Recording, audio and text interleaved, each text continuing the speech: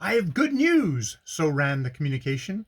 Mr. Crabtree has gone to Chicago, and the marriage has been postponed until next summer. You do not know how glad I am.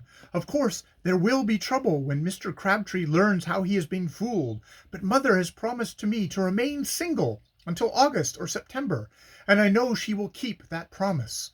I thank you all very much for what you have done. Yesterday I saw Dan Baxter, who seemed to be hanging around this neighborhood a great deal. He wanted to speak to me, but I did not give him the chance. I wish he would go away, for he looks to me very much like a very evil-minded person. It is strange, but Mr. Crabtree thinks a good deal of him, and has told my mother so. He says it is nonsense to put Mr. Baxter down as a criminal. Baxter stopping around here, mused Dick. What can he be up to? He had better clear out, said Sam. The matter was discussed for some time, but nothing came of it. Skating lasted for nearly a month, and then both the ice and the snow melted away as if by magic. Soon spring was at hand, and the early flowers began to show themselves in Mrs. Green's little garden, which was the housekeeper's one pride. Dick had seen Dora once in that time. The girl had told him about how Josiah Crabtree had searched in vain for the college mentioned in the bogus letter. He said I played the trick, were Dora's words. He wants Mother to send me to some strict boarding school. And are you going? Had been Dick's question. No, I shall remain with Mother. After she is married again, I do not know what will become of me. And as Dora's eyes filled with tears, Dick caught her hand. Don't worry, Dora, had been his words. I will help you, and it is bound to come up right in the end.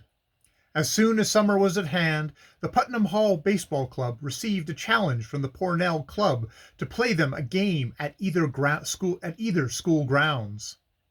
They want to square accounts for the football defeat, said Fred. Well, the only thing to do is accept the challenge. And the acceptance was sent without delay, the game to be played on Putnam Hall grounds, Captain Putnam having promised the cadets his aid in building a grandstand. The lumber came out of a boathouse that had been torn down to make place for a new structure, and as many cadets took to carpentry, naturally, the grandstand was quite a creditable affair. Frank Harrington was captain and catcher for the Putnam Hall team.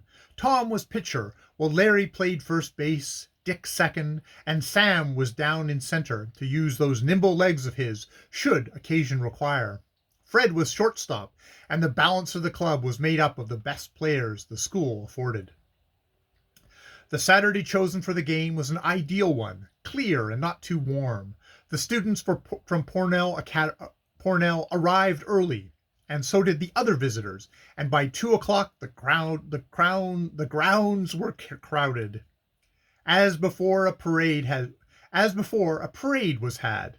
Then the Empire came out and gave each team 15 minutes for practice. We're in luck, said Dick when Putnam Hall won the toss and took last innings. In a moment more, they were in the field, and the ump called out, "Play!" As was natural, Pornell had put its heaviest batters at the head of their list, and it is possible Tom was a bit nervous as he twirled the ball and sent it in towards the home plate.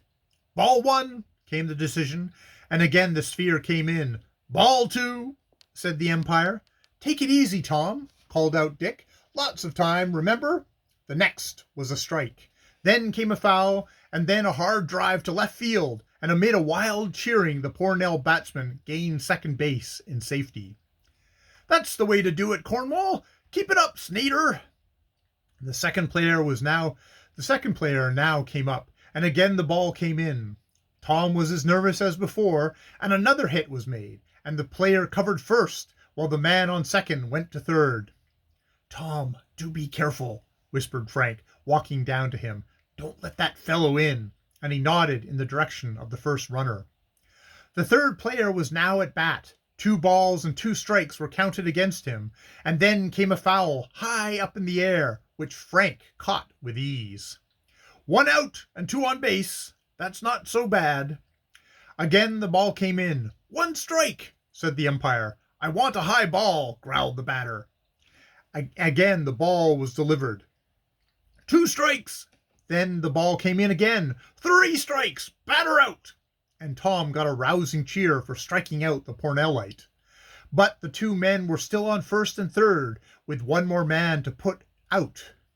"Take care," whispered Larry, and the basemen all moved up closer. 1 strike, and then came a high fly far out in center field. "Run, Sam! Don't miss that!" came in a yell. "Run, run!"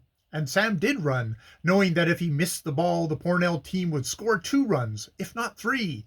It was going far downfield, but he was after it, and just as it came down, he made a leap and clutched the sphere with his left hand. "He has it! Hurrah! No runnings this inning for Pornell!" And the Putnamites howled themselves hoarse, while their opponents had nothing to say. But the players from the rival academy had a fine battery, and it was impossible to get onto their pitchers' curves during that first innings. The players went out in 1, 2, 3 order, leaving the score 0-0. "It's going to be a close game," said an old player from Cedarville. "I'm not betting on either side." The second innings passed without any scoring but being done. In the third inning, the Pornell team made 2 runs. In the next innings, Putnam Hall pulled a single run out of the fire, as Dick put it, for it was his tally made on a slide halfway from third base.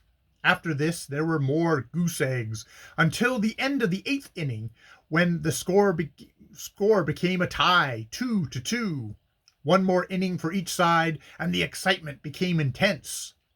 "We must prevent them from scoring, by all means," said Frank as they took the field, while the first batter of the Pornellites came to the plate, and amidst a breathless silence, the final innings began. End of chapter 26.